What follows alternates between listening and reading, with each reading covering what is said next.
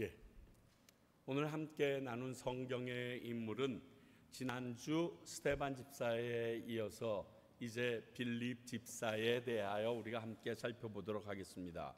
나머지 많은 7명의 일꾼들 중에서는 이 두 분만이 그나마 좀 보였기 때문에 그 외의 사람들에 대해서는 저희들이 살필 수 없지만 이 두 분을 살핌으로 말미암아 초대교회에 뽑혔던 7명의 일꾼, 그리고 후에는 7 집사라고까지 얘기하는 이 분들에 대해서 저희들이 예상해 볼 수 있기 때문에 한번 살펴보길 원합니다. 먼저 이 빌립 집사, 이 빌립이라는 이름의 뜻은 헬라어입니다. 히브리어가 아니라 헬라어입니다. 그래서 헬라파 유대인인 것이 이것으로 드러납니다. 자, 이 빌립이라는 이름의 뜻이요, 말을 사랑하는 자, 이런 뜻이래요. 말을 사랑한다, 이런 뜻이 있대요. 그러니까 다른 말로 하면 말을 사랑하는 사람이 뭐 도둑놈이라서 말을 사랑하는 게 아니라 이게 용사다, 아주 말을 잘 타고 싸움에 능한 사람이다, 이런 용사라는 의미가 있다라고 합니다. 헬라파 유대인으로 초대교회 7 집사 중에 한 사람으로 평신도 사역자입니다. 제일 마지막에는 가이사라에 머물어서 계속 전도 사역을 했었는데 처녀로서 예언하는 4딸이 있다라고 성경은 기록하고 있습니다. 빌립 집사가 본격적으로 사역했던 내용들은 스데반 집사가 순교함으로 인하여 예루살렘 교회가 박해를 받기 시작했던 그 시점 8장, 사도행전 8장 이후서부터 움직이기 시작합니다. 예루살렘 교회가 폭발적으로 부흥하자 심한 박해와 믿는 사람을 잡아서 옥에 가두기 시작합니다. 그래서 그리스도인들이 예루살렘에 머물러 있지 못하고 사방 각지로 흩어져 버리게 됩니다. 그런데 흩어진 이 사람들이 도망가고 자기 목숨에 급급했던 것이 아니라 나아가서는 복음을 전하기 시작했는데, 이 시기에 빌립 집사도 예루살렘을 떠나서 사마리아로 가서 전도 활동을 시작했다라고 사도행전 8장은 저희들에게 알려줍니다. 자, 그럼 과연 이 빌립 집사가 어떤 사람이었는지 기억하십시오. 첫 번째 기독교의 순교자도 평신도 사역자고요, 그리고 첫 번째 이 놀라운 전도자라고 나타나 있는 빌립 집사도 평신도 사역자로 등장합니다. 구태여 나누자 그러면 사도급에 있는 12명의 사도, 나중에 가룟 유다 빼고 마띠아까지 합쳐서 그들과는 완전히 다른 모습이었습니다. 자, 빌립 집사의 특징 첫 번째는 7명의 일꾼으로 뽑혔으니까 사도행전 6장 5절서부터 6절까지에 있는 이 내용에 해당하는 분이겠죠. 온 무리가 이 말을 기뻐하여 믿음과 성령이 충만한 사람 스데반과 또 빌립과 블라블라블라블라 그렇게 하고요, 그들에게 안수하니라, 이렇게 되어 있습니다. 다시 말하여 빌립 집사의 특징은 성령과 지혜와 믿음이 충만한 사람이다 라고 얘기할 수 있습니다. 사도들은 초대교회를 관리하고 구제할 일꾼들을 찾기를 원했습니다. 그래서 7 집사가 뽑혔는데 그 중에 한 명이 빌립입니다. 빌립은 다른 집사들과 더불어 성령과 지혜와 믿음이 충만한 사람으로 인정받았습니다. 여러분, 이거 참 중요합니다. 성경에서 이렇게 얘기했잖아요. 이 믿음과 성령이 충만한 사람이라고 얘기해서 회중들이 뽑았는데 어떻게 뽑았느냐? 그들이 믿음과 성령이 충만한 게 느껴졌다는 겁니다. 여러분, 교회 안에서 참 어렵지만 가능한 것이 영적 리더십 뽑을 때입니다. 느껴집니다. 보여집니다. 그 사람이 말하면 진실인지 알 수 있습니다. 물론 그 사람이 속이려고 하면 우리가 이길 수는 없지만 하루 이틀 지난 것이 아니라 지금과 같이 이러한 어려움 사이에서도 계속 붙잡고는 그 사태 속에 있었으면 그 사람에 대해서 어느 정도 압니다. 많은 교회들이 사람 리더십들을 뽑아놓고 아이쿠 이번에 잘못 뽑았네 라고 얘기하는 건 뭔지 아세요? 교회에 열심히 나와서 봉사하던 사람이 아니라 겉보기가 좋았던 사람 뽑았기 때문에 그런 일이 생기는 겁니다. 교회에서 와서 서로 부딪히기도 하고 그 다음에 목소리를 높이기도 했으며 그리고 그 사람이 좋은 일을 경험하기도 했던 것이 다 어우러지면 그럼에도 불구하고 저 사람이 필요하다라고 뽑는 거죠. 그저 폼만 잡고 있다가 멋지게 폼 잡고 나오는 사람 저 사람 이랬을 때 문제가 생기는 것이거든요. 정말로 죄송하지만 성령과 지혜와 믿음이 충만한 사람도 어느 정도 느껴져요. 충분히 가늠이 돼요. 아무리 본인이 내가 최유찬이 목사라고 내가 성령이랑 믿음이 충만하지, 제 친구들이 다 웃어요. 너는 그쪽은 아니야. 그냥 열심히 있는 놈이지. 이렇게 하고서 싹 정리가 돼요. 저도 알고 친구들도 알고 제 아내도 알고 교인들도 알아요. 그게 참 중요한 것 같아요. 초대교회 집사는요, 오늘날 교회의 집사 직분과는 달랐습니다. 초대교회의 집사로 선출되는 것은 거의 사도의 수준이 뽑히는 겁니다. 무슨 일들을 했냐 하면요, 구제를 하는 것뿐만이 아니라 선교도 해야 되고요, 설교도 해야 되고요, 가르치기도 해야 되고요, 오늘 말씀을 보면 기적이 일어나는 표적이 나타나기도 해야 돼요. 다양한 역할이 있었어요. 자, 그렇다면 이렇게 다양한 하나님의 일을 능력 있게 행할 수 있는 이 사람의 특징이 무엇이었냐? 성령이 충만했다는 거예요. 성령의 인도함을 받는 사람이었습니다. 그러니 믿음과 지혜가 충만할 수밖에 없죠. 성경은 우리에게 알려줍니다. 하나님을 지혜라고 말하고 있습니다. 그래서 지혜를 따라가는 것이 중요한 것을 잠언에서 계속 얘기하는 것인데, 그 지혜는 하나님 그 한 분, 그리고 혹 말씀을 가리키기도 합니다. 우리의 믿음의 근거는 예수 그리스도입니다. 예수님이 나의 구원자 되시고 생명이 되시고 능력이 되시고 전부가 되어야 합니다. 다른 말로 표현하면 예수님은 물질보다 명예보다 권력보다 소중한 분임을 내가 스스로 고백할 수 있어야 합니다. 굉장히 중요합니다. 그리고 그 예수님이, 그 능력의 예수님이 임마누엘 되시는 예수님임을 알고 인식하고 살아야 한다는 겁니다. 우리와 함께 계십니다. 나와 함께 계시는 분이 예수님임을 믿어야 됩니다. 요럴 때는 안 계시겠지, 이럴 때는 피해 주겠지, 아니고 항상 내가 그분의 자녀라고 하면, 그분의 소유된 백성이라고 하면 그분은 나와 함께 있는다는 사실을 인식해야 한다는 거예요. 그것이 바로 믿음과 성령이 충만한 사람이고 예수님의 이름으로 능력이 나타내는 사람의 모습입니다. 오늘 빌립이 그런 사람이었다라고 말할 수 있는 것입니다. 이런 사람들은 절망을 희망으로, 증오를 사랑으로, 죽음을 생명으로 그렇게 바꾸는 역할을 할 뿐만이 아니라 사람을 구원하여 살리기도 하는 능력이 그들에게 주어져 있었던 것입니다. 이게 빌립 집사의 첫 번째 특징입니다. 두 번째 특징은 또다시 말하게 되는데 참 힘든데, 칭찬받는 사람이었습니다. 여러분, 우리가 흔히 말하는 칭찬 그 이상이에요. 과테말라에서 여러분들 칭찬받는 사람이세요? 과테말라 시티에 한인 한 5천도 안 된다며요. 누구 그러면 칭찬받는 분이세요? 사도행전 6장 3절, 형제들아 너희 가운데 성령과 지혜가 충만하여 칭찬받는 사람 7을 택하라. 우리가 이 일을 그들에게 맡기고. 여러분, 공동체의 지도자가 된다는 것은 매우 중요합니다. 왜냐하면 지도자 한 사람 때문에 그 공동체가 흥할 수도 있고 망할 수도 있습니다. 그러기에 지도자는 칭찬받은 사람을 뽑는 것이 당연합니다. 빌립은 칭찬받는 사람이었습니다. 그게 무엇을 칭찬받았냐 면 능력을 칭찬받기 이전에 성품, 인품이 칭찬받았습니다. 그런 사람들 있죠. 걔는 일은 조금 못하는 것 같은데 사람이 너무 좋아. 그런 말이에요. 그런 말. 어떤 분은 그러더라고요. 좀 사람이 좀 못돼도 좀 능력이 있었으면 좋겠어. 여러분, 행력 그런 거 생각도 하지 마십시오. 제가 참 목회를 하면서 우리 부목사분들도 많았지만 제가 목회 담임 목사로 하면서 부목사님들도 여러 명 모셨었는데 정말 우리 성도님들이 못 보는 부분들이 있어요. 성도님들이 제일 먼저 보는 건 이력서예요. 그래서 스펙이 쫙 나오잖아요.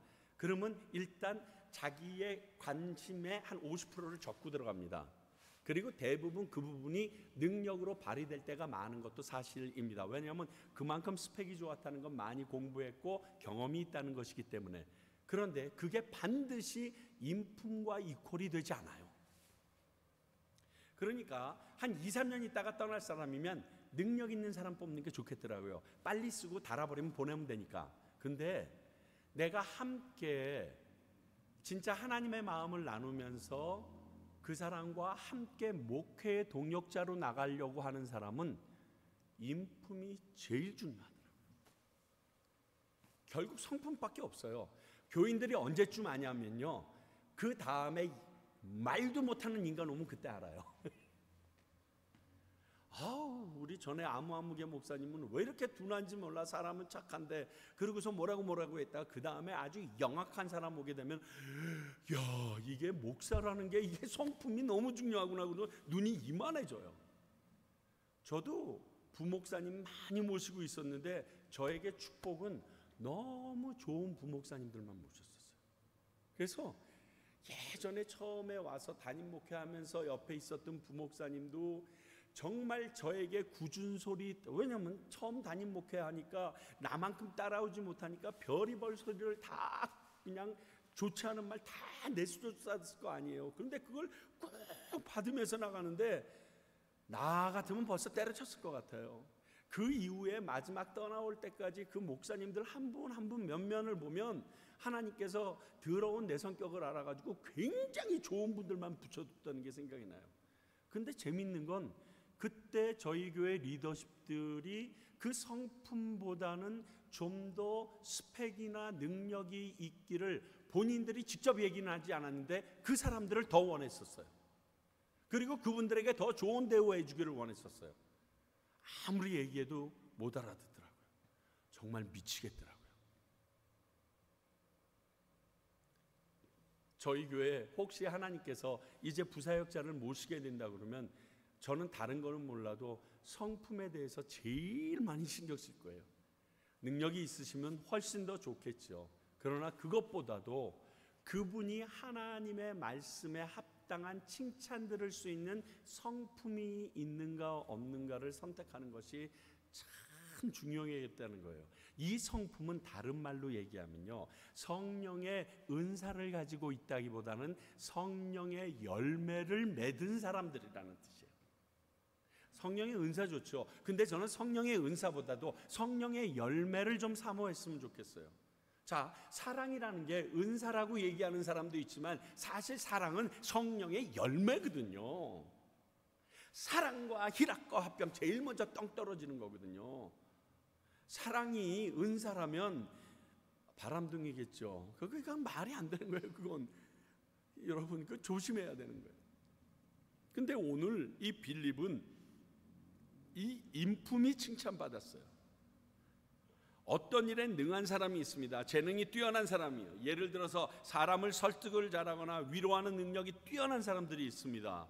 또 기획을 잘하거나 사람을 돌아보는 데 능한 사람, 아이디어를 굉장히 잘 내는 사람들이 있습니다. 나름 이러한 사람들도 다 칭찬받고 칭찬합니다. 그러나 7 집사들이 칭찬받았다는 것은 어떤 특별한 재능이나 실력 때문만에 칭찬받은 것이 아닙니다.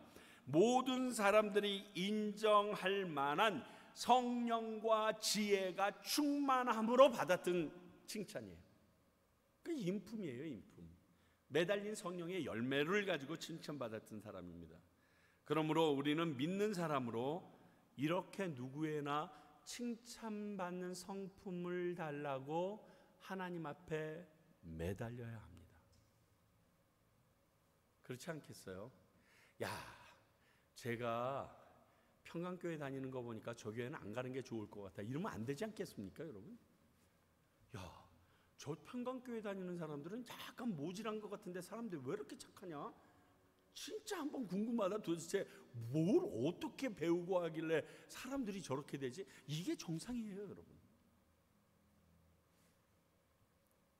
성품이 온화해서 사람들 사이에 좋은 관계를 유지시키는 그러한 중보의 역할을 할 수 있는 그러한 사람, 또 언행이 일치되는 사람, 사리사욕을 챙기지 않는 사람, 진심으로 다른 사람을 사랑하는 사람, 그리고 남이 보지 않고 모르는 곳에서도 자기에게 맡겨진 일을 꾸준히 충성스럽게 해나가는 사람들, 이런 사람들이 칭찬받는 사람들이고 오늘 빌립 집사와 같은 사람들이었다는 거예요. 왜? 앞의 내용과 이퀄이 돼요. 성령이 충만한 사람이면 God with us, 임마누엘 되시는 예수님을 인정하는 사람이니까 사람들이 있거나 없거나 그 자리에 누가 계심을 그가 인식하고 삽니까? 예수님이 계심을 인식하고 삽니다. 그러니까 꾀피겠어요? 대충 하겠어요? 예수님이 옆자리에 같이 계신데. 사랑하는 여자 하나만 있어도 보통 때보다 몇 배 힘을 내서 열심히 하고 집에 가서 애드빌 먹고 쓰러지는데, 사람이 예수님이 지금 나랑 같이 계시다는데 어떻게 그렇게 하겠어요? 오늘 빌립이 그랬습니다. 세 번째, 참 이 부분도 존경스러운데 동역을 할 줄 아는 사람이었어요. 동역. 그러니까 어떠한 하나님의 일을 같이 연관, 손잡고 할 수 있는 사람이었다는 겁니다. 자, 초대교회의 핍박으로 성도인 그리스도인들이 사방으로 흩어지게 됩니다. 그래서 예루살렘 교회에서 뽑혔던 집사님들이 이제 할 일이 없어졌습니다. 다들 없어졌으니까요. 그러니까 그 일곱 집사들도 사방으로 흩어집니다. 안 흩어지고 있었던 게 이제 스데반 집사님이 죽어버린 거예요, 거기서. 그러나 사람들이 두려움과 공포로 도망친 것이 아니라 오히려 흩어져서 복음을 전했기 때문에 구원의 역사는 이제 유대인과 예루살렘의 틀을 벗어나기 시작했습니다. 그때까지만 해도 이스라엘 백성은 사마리아인에 대해서, 사마리아 땅과 사마리아인에 대해서 인식이 안 좋았습니다. 근데 빌립 집사가 그곳으로 가서 그곳에서 복음을 전합니다. 그리고 그곳에 빌립이 전하는 복음을 듣고 많은 사람들이 몰려들기 시작합니다. 자, 사도행전 8장 5절서부터 8절입니다. 제가 읽겠습니다.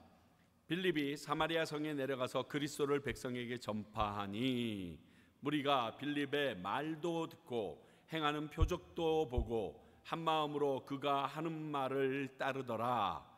많은 사람에게 붙었던 더러운 귀신들이 크게 소리지르며 나가고 또 많은 중풍병자와 못 걷는 사람들이 나으니 그 성에 큰 기쁨이 있더라.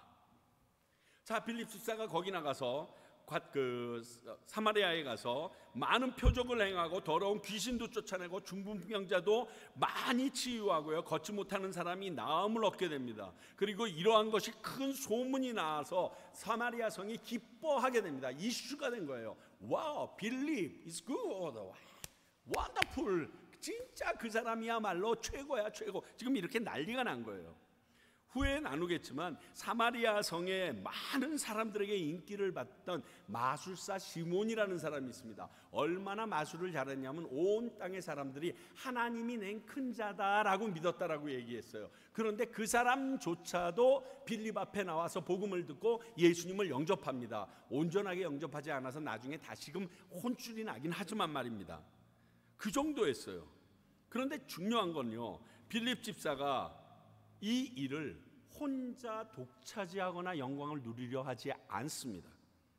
이 사실을, 사마리아에 복음이 전파되고 있습니다라는 사실을 예루살렘 교회에다가 보고를 합니다.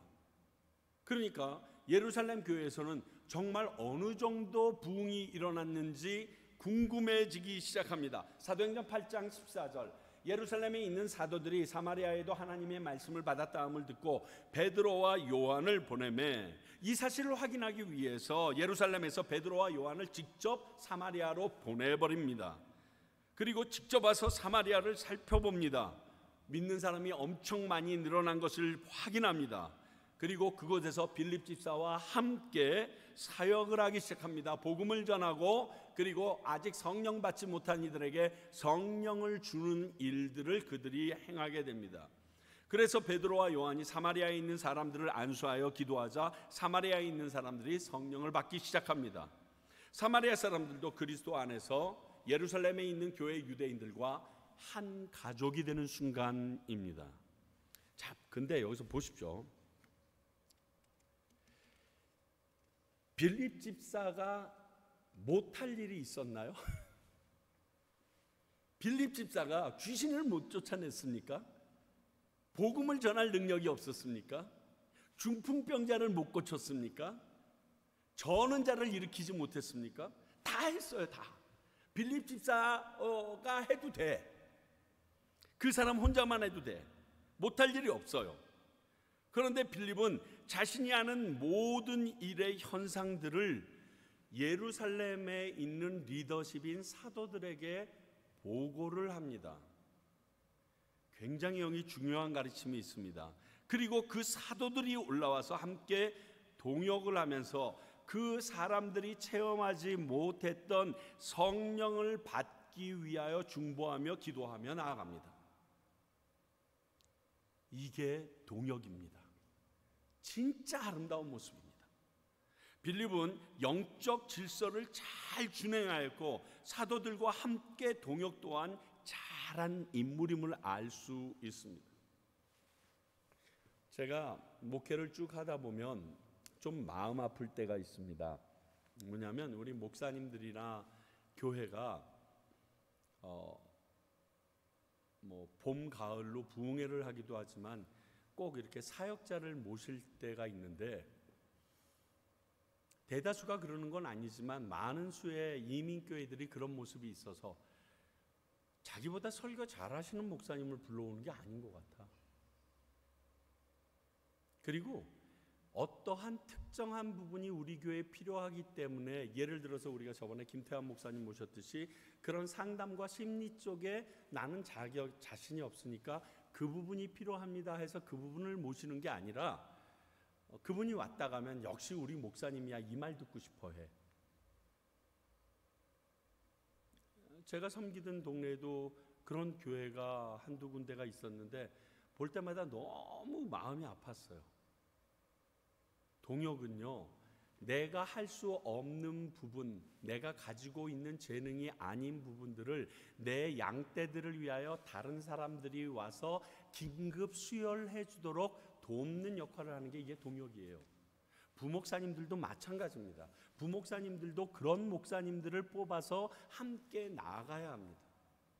그래서 내가 담임이고 부목사님은 그렇지 않을지라도 부목사님일지라도 그분이 나보다 더 잘하는 부분이 있으면 그 부분을 데려다 놓고 나도 밑에 내려가서 담임이 공부해야 되는 자세가 이게 동역입니다.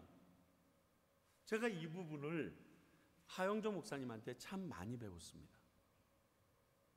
리더십을 가리키는데 하영조 목사님 리더십은 성경 안에서 이루어지는 겁니다. 물론 성경 안에 예수님의 리더십 제일 중요하고 세상의 리더십과는 차이가 나니까요.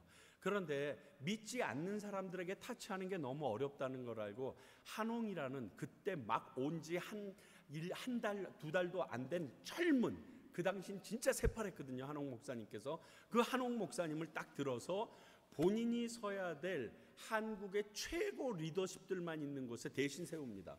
그리고 본인도 그곳에 들어가서 듣습니다. 근데 이해가 처음에는 안 됐어요. 그러니까 그 집회가 끝나고 나니까 한옥 목사님에게 중앙일보에서 국민일보에서 책 쓰자고 난리가 나서 그래서 거인들의 발자국이라는 책이 나왔거든요. 전에도 한번 소개했지만 3,000명이나 되는 순장들이 모임을 하는데 물론 제가 쓰긴 했지만 각 파트에 자기가 전공한 것들을 쭉 써서 리더십에 대해서 쭉 강의를 하는데 예배와 찬양에 대해서는 하 목사님이 뚝 올라더니 최유찬 네가 전공이잖아 네가 해 그렇게 하고 본인은 내려가서 앉으시더라고요. 나도 강의 들어야지 그렇게 하고 내려가서 저는 뻘쭘하게 있다가 와가지고 너무 놀라가지고 그러면서 하셨던 말씀이 이게 동역이라고 부목사지만 나보다 더 잘하는 게 있다고. 요즘에는 옛날 생각처럼 목사가 만물박사라고 생각하지 말라고. 집사님이 굉장히 잘하는 거 있으면 그 집사님을 모셔서 세워놓고 그게 교회에 필요가 된다라면 그분을 사용해야지, 뭐 쓸데없는 목사가 모든 것을 다 알아는 것처럼 이렇게 하지 말라는 얘기를 하시는데, 사실 그때 그게 저에게는 그 당시엔 충격이었어요. 그렇게 얘기하시는 목사님들이 거의 없었거든요. 자, 지금 빌립이 성령을 받아야겠는데 그 일에 대해서는 지금 사도들이 더 권위가 있다라고 생각을 합니다. 그래서 그들이 와서 그들에게 안수하고 기도하기 시작하니까 성령이 임하십니다. 무엇인가 2% 정도 모자란 것 같았던 그들에게 하나님의 놀라운 임재가, 성령의 임재가 완전히 임해버리게 됩니다. 이걸 위해서 내가 터 닦고 밭을 갈았어도 그 사람이 필요하면 포기하고 그 부분을 모셔오는 것이 동력입니다. 전 그런 의미로 정말 이 지경에 있는 목사님들과 좀 더 교제를 해서 그분들의 장기, 주특기를 가지고서 정말 여러분들과 함께 많이 나누려고 합니다. 동역하고 싶어요. 아니, 이제 기다리세요. 두 분 안수 집사님들에게 내가 숙제 줄 거예요. 제가 보고서 이분들 강의도 들으려고 해요. 평신도 리더십에서 너무 중요하거든요. 왜냐하면 세상에서 어떻게 믿는 자로서 움직여야 되는지 그게 세상에 녹아진 그 능력이 나와야 되거든요. 그렇습니다. 이게 영적 질서를 잘 준행한 모습인데, 아시다시피 이게 쉬운 일이 아닙니다. 특히 내가 다 할 수 있는 일들이야. 99%, 98%. 그런데 다른 사람을 세워? 어떤 일이 일어날 것 같아요? 세상 같으면 밥그릇 뺏기죠. 교회 공동체 안에는 영적 질서가 있습니다. 그리고 그 영적 질서를 거슬러서 그 공동체가 유지되거나 세워지지 않습니다.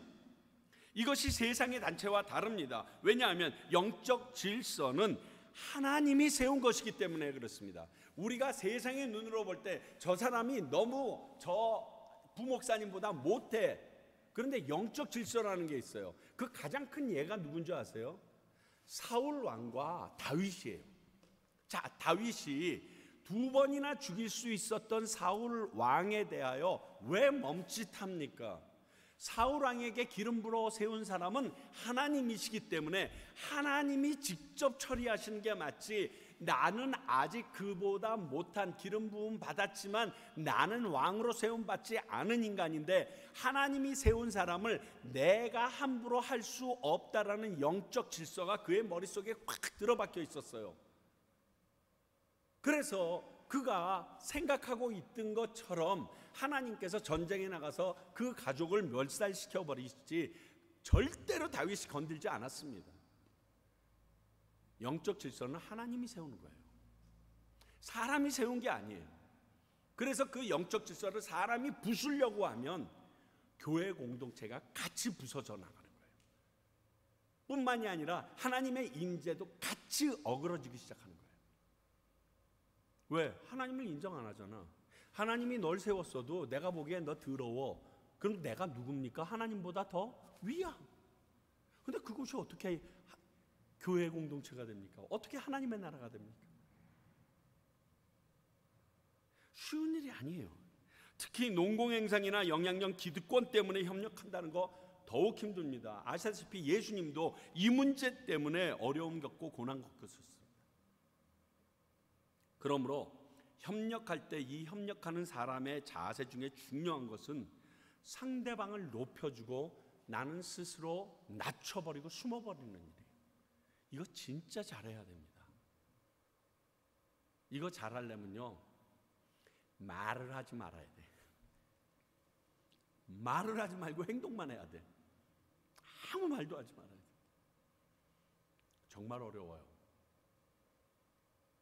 그러면 그 누구도요 그렇게 하는 사람을 싫어하지 않습니다. 아무도 싫어하지 않아요.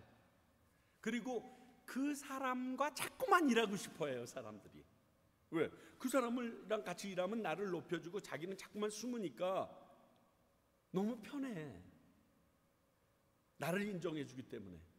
그러니까 자꾸만 그 사람이랑 동역하려고 그래요. 교회에서 일할 때 일을 잘하는 사람들과 서로 일하려고 하지 않고요, 내가 그 사람과 일했을 때 가장 마음이 평안한 사람과 일합니다. 그래서 어떤 사람은 A라는 부서, B라는 부서, C라는 부서에서 다 오라고 합니다.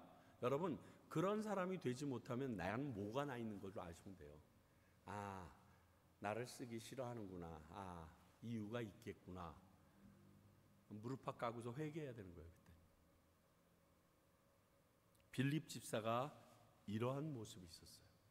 그래서 저는 이 모습이 빌립 집사의 정말 아름다운 모습 같습니다. 또 하나, 빌립 집사님을 전도자 빌립이라고 얘기하는데 열심 있는 전도자였던 것이 맞습니다. 자, 빌립은 7 일꾼으로 세워질 때부터 주님의 영에 이끌린 사람이라고 성경은 말하고 있습니다. 주의 영에 이끌려 산다면 그야말로 참으로 행복한 사람이면서 다른 말로 하면 성령에 순종하는 사람일 것입니다. 사도행전 8장 26절 보겠습니다. 사마리아에서 인기 캡장일 때 지금 성령님이 말씀하시는 겁니다. 주의 사자가 빌립에게 말하여 이르되 일어나 남쪽으로 향하여 예루살렘에서 가사로 내려가는 길까지 가라 하니 그 길은 광야라, 이렇게 되어 있습니다. 자, 주의 사자가 빌립에게 남쪽으로 향해서 예루살렘에서 가사로 내려가는 길까지 가라고 지시합니다. 그런데 거기가 뭐라고요? 광야입니다. 광야는 사람이 없습니다. 그게 특징이에요. 복음을 전하러 내려갔는데 사람이 없는 광야예요. 텅 하고 어느 날 가라고 그래서 딱 도착했더니 마른 풀만 피피 돌고 있는 거예요. 띠디디 뭐 완전 서부 영화야. 아무도 없어. 하나님 날 왜 이런 데로 보내셨지? 근데 거기서 타가닥 수레가 지나갑니다. 먼지를 일으키면서 지나갑니다. 멀리서 보입니다. 성령님이 말합니다. 그 수레 옆으로 다가가랍니다. 그래서 갔습니다. 가서 봤더니 그 수레 안에서 한 사람이 이사야서를 읽고 있습니다. 그래서 그 이사야서의 어느 부분을 읽는가 봤더니 아마 53장 부분이 아닐까. 예수님의 고난받는 부분인데 메시아가 와서 고난받는다는 그 부분에 대해서 읽습니다. 그래서 묻습니다. 아, 너 그거 깨닫느냐 그랬더니 나 모른다라고 얘기를 합니다. 그래서 그게 예수님이신 것을 그에게 가르쳐줘서 그가 깨닫습니다. 그리고서 그가 물이 있으니 내가 세례받기를 원한다고 그래서 그곳에서 예수님을 그리스도 메시아로 영접하고 세례를 받습니다. 그렇게 하고 나서 싹 사라집니다. 싹 사라져서 싹탁 하고 나타난 것이 사마리아면 참 좋겠는데 다시 사마리아로 안 보내십니다. 난 여기서부터 여기가 따뜻해지기 시작했어. 아니, 사마리아에서 지금 잘 나가고 있는 사람을 뽑아가지고 지금 이디오피아 넷이 중요하니까 그래 거기다 전했어. 그러면 다시 사마리아로 보내놔야지. 여러분, 여기에 기적이 있는 거 아시죠? 하루아침에 갑자기 호련히 보이지 않아가지고 펑 하고 나타난 거예요. 나타났는데 사마리아가 아니에요. 자, 사도행전 8장 40절, 빌립은 아소도에 나타나 여러 성을 지나다니며 복음을 전하고 가이사라에 이르니라, 이렇게 되어 있어요. 그래서 가이사라에서 그의 생이 끝납니다.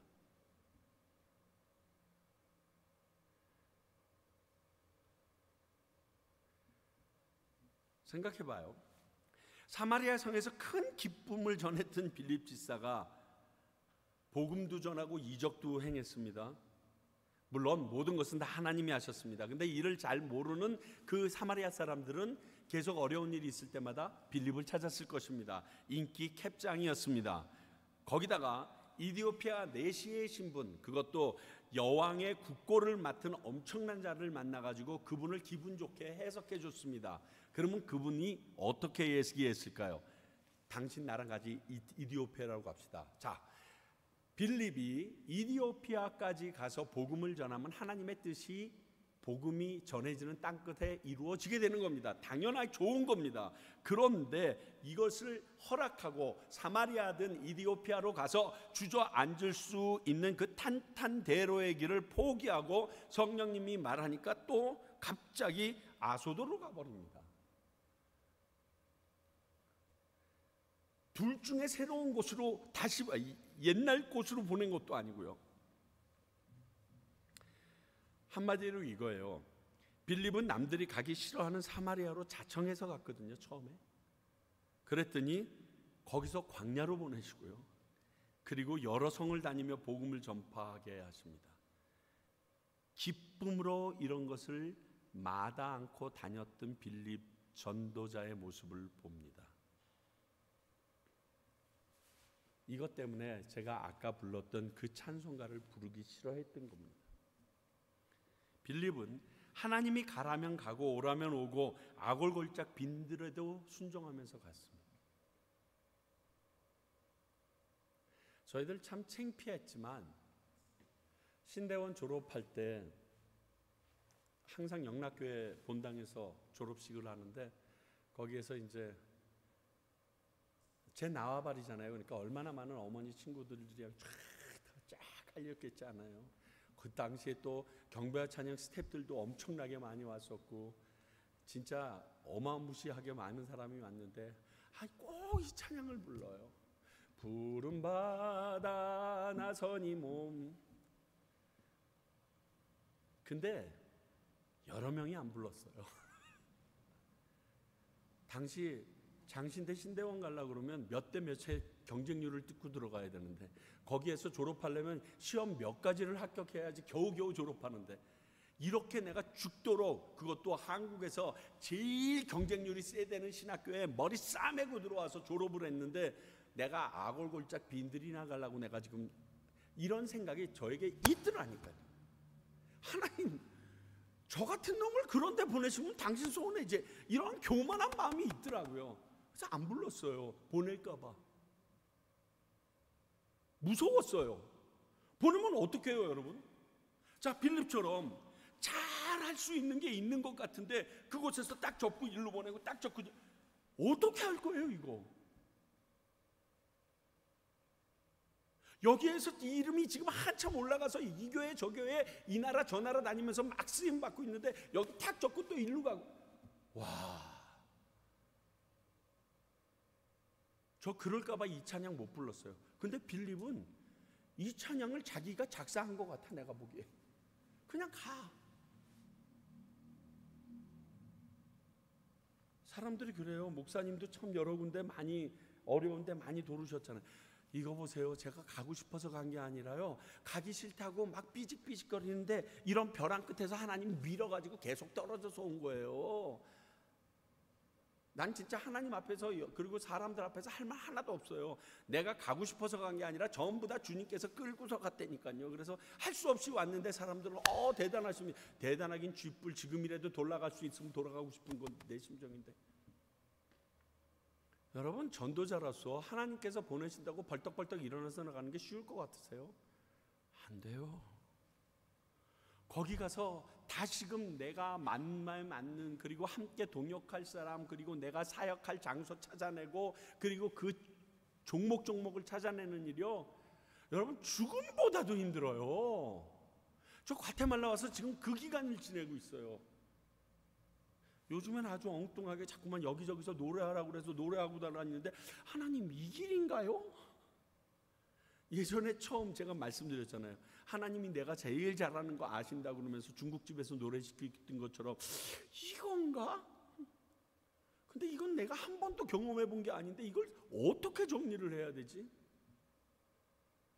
하나님 저 요즘에는 설교하는 것도 조금만 노력하면 잘할 수도 있는데 그저 이쪽으로 계속 밀어주시면 안 될까요? 아니야 애국가나 불러. 네 지금 이런 상황이 된 거예요.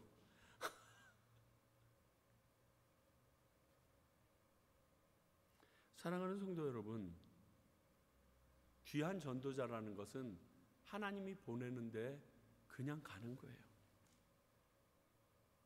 내가 원해서가 아니라 하나님이 원하시기 때문에 그곳에 하나님이 원하는 그 한 사람이 되라고 보내시는 거예요. 그게 빌립이었어요. 우리 교회가 그런 교회가 되길 원하고 여러분들이 그렇게 되길 원해요. 거기에 내가 두 번째로 이 사람이 참 따라가기 힘든 부분, 다 따라가기 힘들지만 용서와 섬김이 있는 사람이었어요. 한참 뒤에 사도행전 21장 8절을 볼게요. 이튿날 떠나 가이사랴에 이르러 7 집사 중 하나인 전도자 빌립의 집에 들어가서 머무느니라. 제가 이 말씀 때문에 7 일꾼이 7 집사라고 불러도 무관하다라고 제가 지금 말씀드리는 겁니다. 분명히 7 집사 중 하나인 전도자 이렇게 나왔기 때문에 그 일꾼을 집사라고 부르는 것이 성경적으로 문제가 되지 않는 것을 여러분들에게 알려드립니다. 자, 이렇게 머무릅니다. 그리고 21장 10절을 보면요, 여러 날 거기에 머물러 있어요. 근데 이는 누구의 얘기냐면 바울 얘기입니다. 회심한 바울이 3차 전도 여행까지 가지고 갔다가 이제 마지막 예루살렘으로 돌아가는 그 길 가운데 그 여정에 지금 그들이 가이사랴에 들렸는데 그곳에서 빌립 집사님의 집에 바울이 지금 들어가서 오랫동안 여러 날 머물고 대접받는 일을 얘기합니다. 근데 우리 한번 생각해 봅시다. 우리 죄송하지만 두 분도 그렇지만 동기 집사님입니다. 그렇죠? 자, 우리 김태중 선교사님도 동기 장로님이 있을 거예요. 이게 조금 달라요. 동기 장로님들과 동기들이 하는 게 있어요. 훈련도 같이 받고 하는 그 끈끈함이 있어요. 특히 좀 7명 정도까지 한꺼번에 안수를 받을 정도의 규모면 좀 끈끈한 게 있습니다. 쉽게 얘기해서 내 동기 집사인 스데반이 돌로 맞아서 죽을 때 증인 노릇하면서 그 옷을 맡았던 게 바울이야. 근데 그 바울이 지금 사실 돌아가는 길에 그가 앞으로 예루살렘 가면 고난을 받는다는 성령의 말씀하심과 많은 사람들의 예언을 듣고 무거운 마음으로 지금 가고 있는데 떨커당 떨어진 것이 가이사랴인데 그곳에서 빌립 집사님의 집에서 지금 머무는 그러한 상황이에요. 그때 나는 도저히 스데반을 죽인 너를 나는 억셉할 수가 없어. 우리 집에는 들어오지 마라고 내쳐도 할 말 없을 거예요. 그렇죠? 쉽게 그 미움이 가실 것 같으세요, 여러분? 아무리 회심했고 그가 바울이고 뭐고 지금처럼 인터넷이 유명합니까? 뭐가 있습니까? 그 사람이 아무리 유명하게 행동했어도요, 바울은 여전히 빌립 집사의 입장에서 보게 되면 내 친구 스데반을 죽인 사람이고 초대교회에 많은 사람을 잡아 죽이려고 뛰어다녔던 나쁜 놈이에요. 근데 시간이 지났다는 이유로 그를 끌어안는 모습입니다. 그것도 가장 불안한 마음으로 힘들 때 아이러니하게도 그 빌립 집사님의 집에서 위로받고 있습니다. 조금만 잘못하면요, 500년 전에 이 잘못한 일까지 다 끌어들여가지고 뭐 얘기하는 우리들의 습성으로 볼 때는 정말 다른 모습이에요. 그는 용서할 뿐만이 아니라 용서한 그 사람을 섬기는 자세까지 가지고 있어요. 용서만 하는 것도 대단해요. 그렇죠? 근데 섬깁니다, 그 사람을. 저는 우리 교회도 이런 용서와 섬김이 당연시 여겨지는 공동체가 됐으면 좋겠어요. 와, 너 그 일을 했어? 정말 대단한데? 이게 아니라 뭐 우리 교회 교인님은 해야지 뭐 이렇게 됐으면 좋겠다니까요. 왠지 아세요? 용서는요, 하나님의 가장 근본 성품이에요. 누구를 향한? 우리를 향한. 오래 참으세요. 긍휼히 여기세요. 그리고 우리를 용서하시는 걸 기뻐하세요. 그리고 구원하기 위해서 그 구원의 이유가 우리의 죄의 용서예요. 그러면 섬김은요, 예수님의 가장 중심 사상이에요. 우리를 구원하기 위하여 십자가를 지시기 위하여 이 땅에 내려오셔서 우리를 섬겨주셨던 그 모습, 그 성품이에요. 이 두 가지가 합작하여 구원받은 우리가 되는 거예요.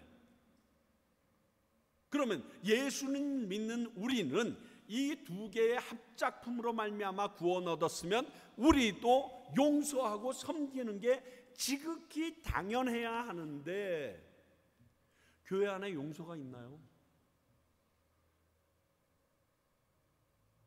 그리고 용서뿐만이 아니라 그 용서한 사람을 섬기는 마음이 있나요? 저 자신 있게 얘기하는데 교회 안에 없다라고 생각합니다. 있는 교회를 본 적이 거의 없어요. 교인들 사이에서 죄 지면요, 그 교회 못 나옵니다. 진짜로. 그 교회에서 그 사람 나오는 것도 싫어해요. 끌어안아주지 않아요. 그 사람이 회개하고 잘못했다라고 그러고 다시는 안 그러겠다고 나와도 안 봅니다. 한번 쭉 생각해 보세요, 여러분이. 지금까지 신앙생활하면서 한국이든 미국이든 이곳이든 잘못한 사람에 대해서 용서해주고 교회가 끌어안아준 적이 몇 번이나 있는지 제가 알기에 거의 한 번도 없습니다. 어느 교회나. 왜 손양원 목사님이 위대한 줄 아세요? 거의 없는 일을 하셨거든요.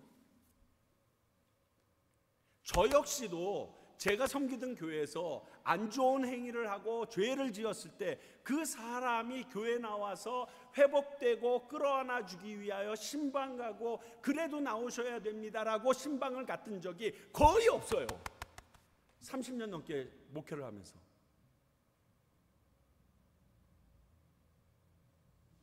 그리고 나는 용서받고 섬김받으면서 구원받는 걸 당연히 여겨요. 1만 달란트 빚진 자에 대해서 우리가 곧 배울 텐데 그 비유에서 자유할 크리스찬은 하나도 없습니다. 착각하지 마세요. 나는 안 걸린 거지.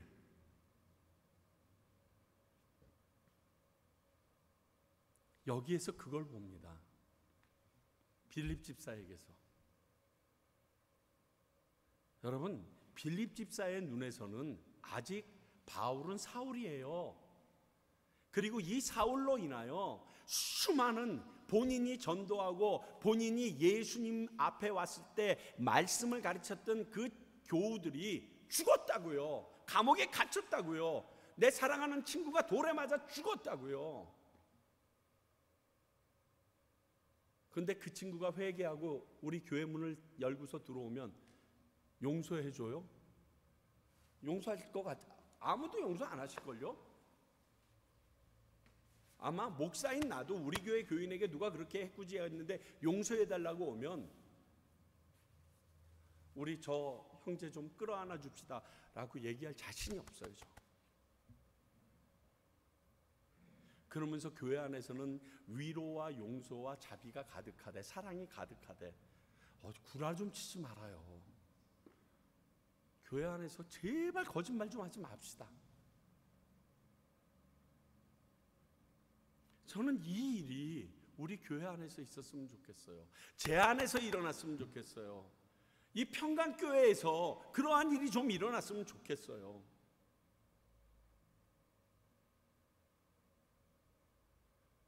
그래서 예수님처럼 죄인들과 함께 먹고 마시는 그러한 놈들이라는 그 별명 좀 얻었으면 좋겠어요. 예수님이 그 별명 얻은 것에 대해서는 우리가 좋다라고 얘기를 하면서 우리 교회가 내가 그 별명 받기는 왜 그렇게 싫어하죠? 모르겠어요. 빌립 집사님도 일단 그대 그 사람의 말년에 와서야 이게 가능했는지 모르겠지만 이게 없으면 구원에 이르는 하나님의 성품과 예수님의 성품은 존재하지 않습니다. 이건 확실합니다. 어떤 교회에서 자신이 잘못하고 죄를 지어서 어려움을 겪은 사람의 고백입니다. 교인들이 나의 잘못한 것을 계속 얘기하기 때문에 죽고 싶다는 거예요. 이 동네를 떠나고 싶은데 떠날 수가 없다는 거예요.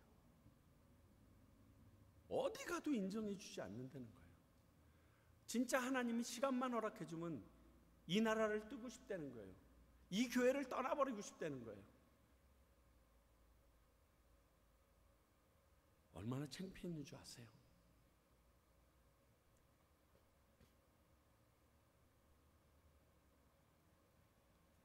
우리 이거 배울 수 있어야 돼요. 이거 안 하면 성경 말씀 마태복음 그대로라면 우리가 지은 죄 하나님이 하나도 용서 안 해주십니다. 그러면 내가 지은 죄를 하나님이 용서 하나도 안 해주신다 그러면 천국 갈 수 있는 자신 있는 사람 있으세요? 그래서 하늘나라에 생각보다 집이 많이 필요 없어요.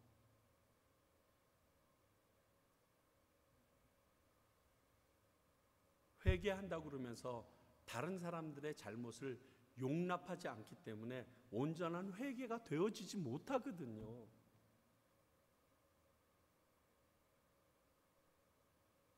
너무 답답합니다. 물론 저를 보면서 제가 제일 먼저 답답해서 지금 말씀드리는 거고, 그리고 제3자 입장에서 볼 때 그런 고백을 들으면 너무 마음이 아파요.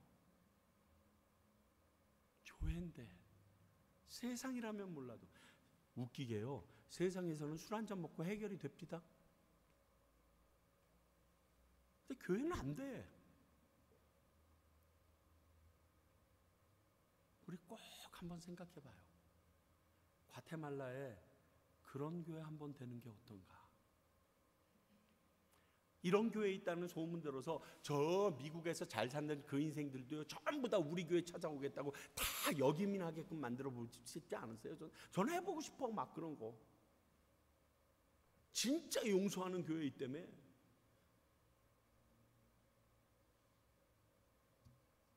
거기에 마지막으로 참 훌륭한 믿음의 가장이었던 것 같습니다. 사도행전 21장 9절. 그에게 딸이 넷이 있으니 처녀로 예언하는 자다. 저는 이 말을 들으면서 가슴이 먹먹해졌어요. 아니, 딸들이 뭘 잘못했길래 처녀로 평생 생을 바치게 했는가? 빌립은 처녀로 예언하는 딸을 4명이나 두었습니다. 말씀으로 자녀들을 양육했기 때문에 하나님 앞에 신실한 가장이라고 보여줍니다. 저는 저게 얼마나 어려운지 압니다. 딸들의 모습이 철저하게 하나님의 말씀으로 양육되었고 그 사명으로 삶을 송두리째 지금 하나님께 드렸다는 얘기예요. 내 삶, 나 결혼 같은 거 필요 없고 내 삶은 전체적으로 하나님의 말씀에만, 그분의 음성을 듣고 예언하는 데만 올인하겠습니다 라고 포기한 거예요.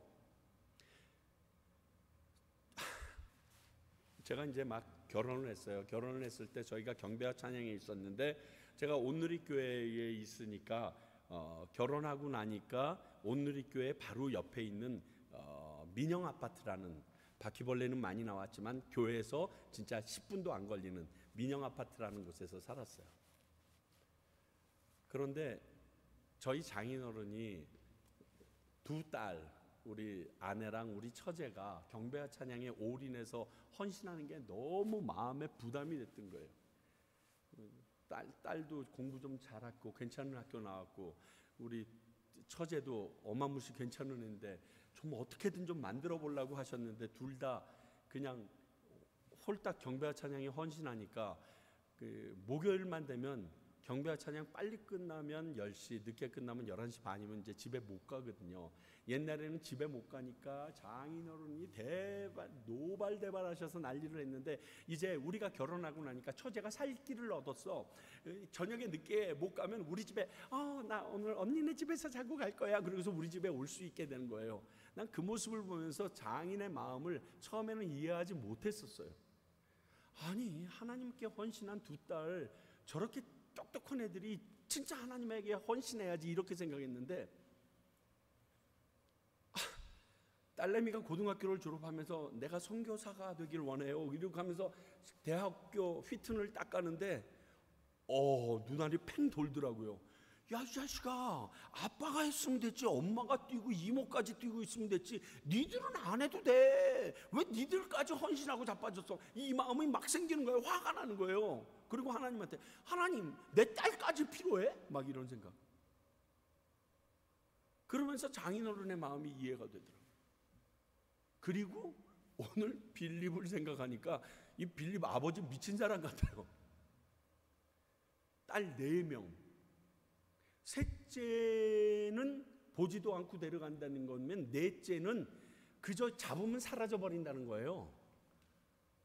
근데 넷이 전부 다 자기 생을 하나님을 위하여 다 드려버린 거야.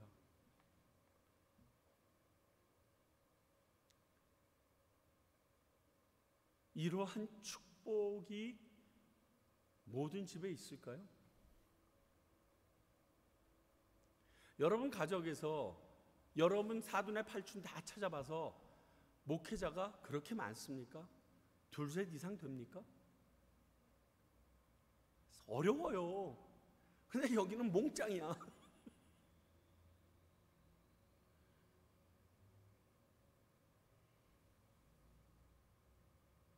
이거는요, 영적인 훈련과 양육도 철저히 있겠지만 제가 보기에 부모님의 헌신을 보지 않으면 딸들이 이렇게 헌신 못합니다. 그게 보였던 거예요. 아버지 빌립과 그 어머니의 모습을 보면서 내가 평생 하나님만을 위해서 사는 것도 너무 행복하겠다라고 느낀 거예요. 그렇지 않으면 이런 행동이 안 나와요. 그렇다면 빌립의 그 엄마의 아버지의 행동이 얼마나 하나님 앞에 온전하기 위하여 노력했는가. 잘 살고 못 살고를 넘어서서 자식들이 보기에 하나님의 사람으로서 너무 저분은 내가 존경할 만하다 하는 사람이 아니면 그렇게 됐을까요?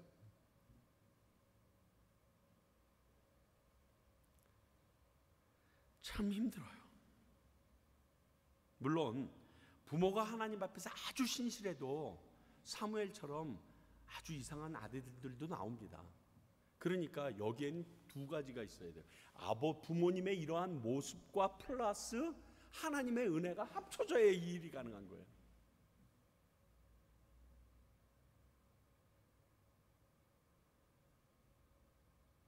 저는 이게 꼭 좋다라고 지금까지 한 번도 안 느꼈는데 오늘 이 말씀을 준비하면서 참 이 가족은 복되다라는 생각이 들어요. 그래서 저희 딸도 제 아들도 단 한 번도 풀타임으로 하나님을 위해서 살아볼래라는 질문조차 하지 않았어요.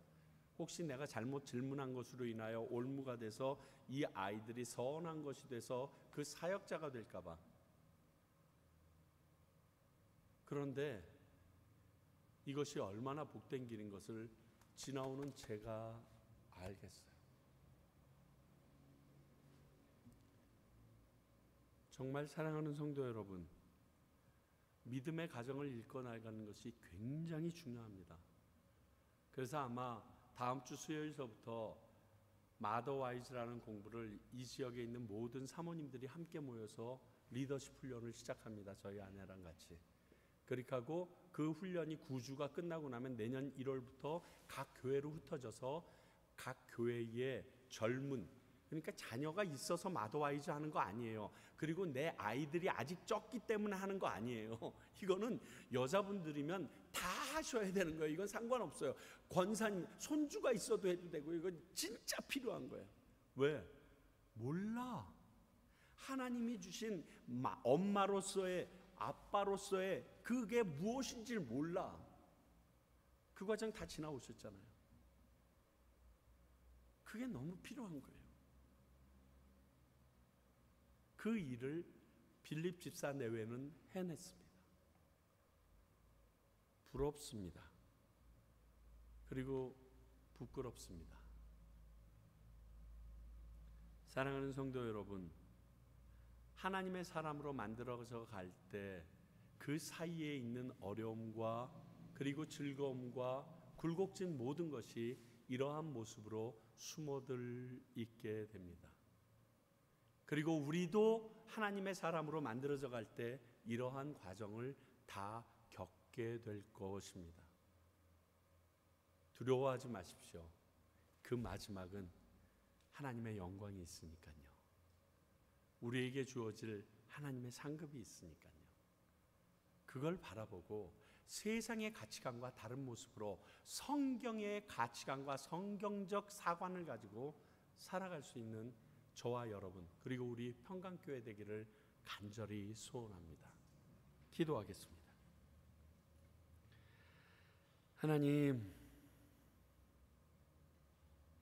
하나님은 지금도 살아서 역사하시며 말씀으로 우리에게 계속 말씀을 주시고 또 그렇게 살기를 원하심을 봅니다. 아버지, 저희들이 들은 말씀대로 저희들 삶 속에서 기억나서 그대로 살기 위하여 발버둥 치는 저희들 되게 하여 주시옵고, 빌립 집사님처럼 하나님께서 우리에게 명하실 때 복음을 위하여 나의 모든 삶과 나의 기득권까지 집어던질 수 있는 그런 하나님 우선의 삶이 있어지게 하여 주시옵소서. 이 땅의 영광이 아니라 영원한 나라를 바라보는 주님의 백성으로 살아가기에 부족함 없는 저희들 만들어 주시옵소서.